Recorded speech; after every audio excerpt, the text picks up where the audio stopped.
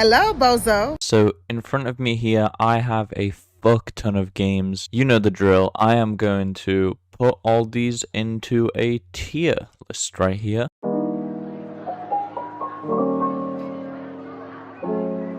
This list includes so many games. Half of these I would have never even seen in my life. It includes a load of mobile games as well, which I will not be rating. I'm only going to really include the significant games. I am not going to rate all of them unless I want to do like a 24-hour stream on this. Even then, I'd probably only get through like half of this list. So yeah, let's just jump right into it. Dive right into this pool of goodness or badness. Who knows? Starting off with Roblox. I will say, Roblox has been a major part of my late-ish childhood. I used to play it when I was 10, 11, 12. That was like, you know, the peak of my Roblox experience. But I am quite an OG, I will say that much. I first played it in probably like 2008 or 9, way before this new generation. I'll put it in pretty good actually. I think the games that people can make on Roblox can be really fun, but they're all repetitive, like it's still Roblox. But then there's other like game creation games such as PlayStation Dreams or even Little Big Planet, which I think do a way better job.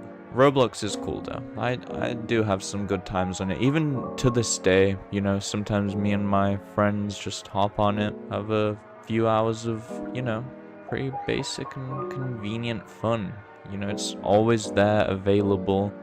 I could go on it right now from my search engine. I could search it up right now, just be on a game within minutes. I think it's just nice having such a convenience. Speaking of conveniences, we have Fortnite. This game was amazing when I played it. I played it first in season 1 actually. So, you know, I'm an OG to this as well.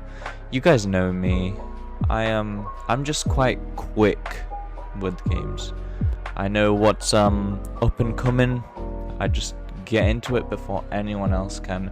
Some may call me a trendsetter, actually. There's people that would probably credit me for Fortnite's fame and popularity because I'm kind of the one that started the massive phase of Fortnite that everyone went through. But I'll put it in pretty good actually. I'm really thinking about season 1, 2, and 3 when I think about Fortnite. I don't think about the newer seasons, even though I know Fortnite is still like a fairly fun game. I don't care about those people that say it's a bad game. It's not. And it's also not a dead game. Just go on fucking twitch.tv and check where Fortnite is on the top games, because I can guarantee you it is one of the most popular games on Twitch, and it has been for years and years. It's not dead, it's just not at its peak anymore. We got Minecraft. Minecraft's a tricky one.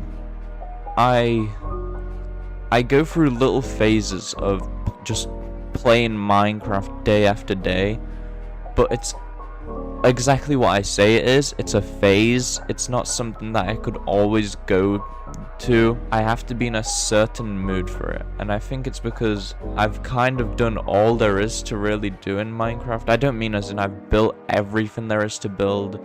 I've beaten the Ender Dragon, I've beaten the Wither. There's the new updates coming out, but it's just not the same for me anymore. That's the problem with games like Minecraft and Roblox. It's mainly based off of nostalgia, but I will put it in really great. Or even amazing. I'd put it in amazing because of all these great times Minecraft has given me. And it's given me years. You guessed it, I was an OG to Minecraft as well. I think I first played it in 2010 or 11. So I'd say that's pretty early. You know, it's pretty early to that party. I'll stop the flexing now. I've never played Final Fantasy Online. I fairly enjoyed Final Fantasy 15, but that's the only one I've really played, so I can't really speak too much on the Final Fantasy franchise. And neither can I really speak on Borderlands. I've played it.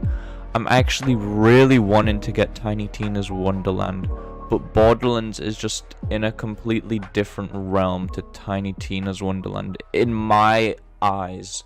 Tiny Tina's Wonderland is something I reckon I could really get into, but Borderlands was never it for me, and I'm just not gonna rank it because I don't think I'm qualified to. Mass Effect Legendary Edition, I've been playing Mass Effect 1 on Xbox Game Pass. So far, it's okay. I'll put it in because I can't really speak too much on Mass Effect either because I never played it until it came out on Game Pass, but so far it's That doesn't mean it's bad, it's just, it's just, you know, it's there. I play it. RimWorld. Guys, if you haven't played RimWorld, I highly recommend it. Unless you live in Australia and it's fucking banned for you.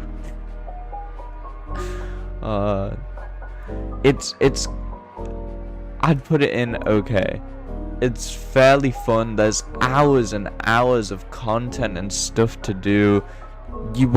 This isn't something you can just play for a day and then put down. You'll just be hooked onto this game for at least a few weeks. It's so fun. And I've been watching a lot of YouTube videos of RimWorld gameplay. People do some really wacky series. Like, I know one guy that just did RimWorld like inside a mountain or in a cave. He just built a massive colony underground. It has a really cool community. Really creative. If you don't know what RimWorld is, I can't really describe it to you, but the concept is that you build up a colony of these little people with their religions. They all have their own personalities, their own relationships. It goes really into depth about a lot of things, and the possibilities are endless with this game. I recommend it just to try it out. It's quite gruesome at times, but it's fine. It's not a graphic game. It looks like a children's game, but it has some gruesome aspects to it. But there you go, you got your warning. PUBG, I'd probably put it in neutral. I don't really understand the massive trend that PUBG went through. I get that it's kind of the battle royale that started the battle royales. H1Z1 was like the first one, but it didn't really have the same attention as PUBG. But I don't know, I just never saw what was so amazing about this game. I guess it was just addictive. Fall Guys, this game is fun. I have a friend that I wanted to play Fall Guys with a few months ago, and they kind of just laughed at me when I told them that. They didn't think I was serious. They thought it was like a children's game, really silly, goofy. It is goofy, but that's what makes it so fun.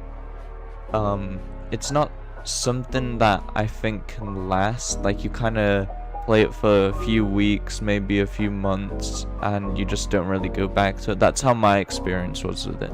But when I did play it, it was a whole lot of fun. I'd probably put it in it's okay. It Takes Two.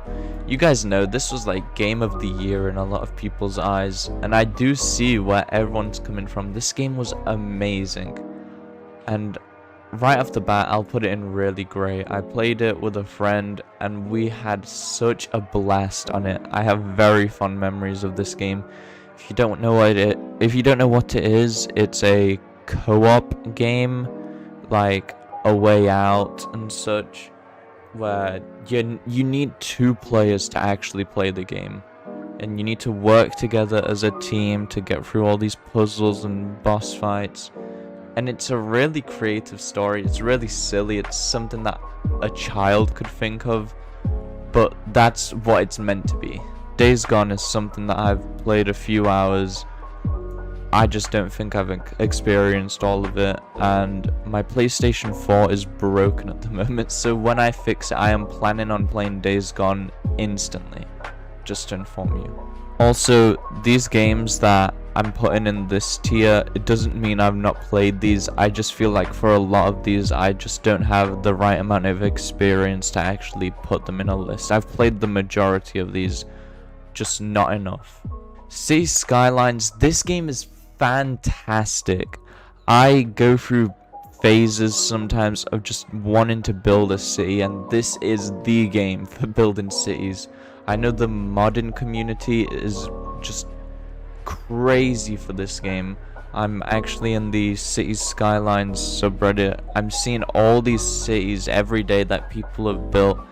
It looks amazing. Some of these maps look real, like it could be an actual satellite image. I think it's got a really great fan base, and in general the game is really good.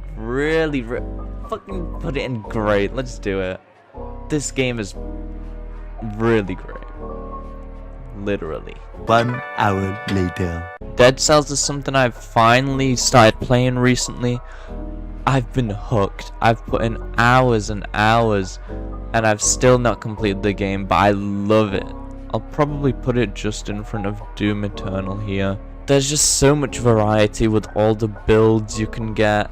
It makes you feel like a pro at points. Like, if you get a really good weapon, really good abilities or whatever, and you're just slicing through all these monsters, it makes you feel like a god. But then you go to like a boss, and it just puts you back in your fucking place like the piece of shit that you are.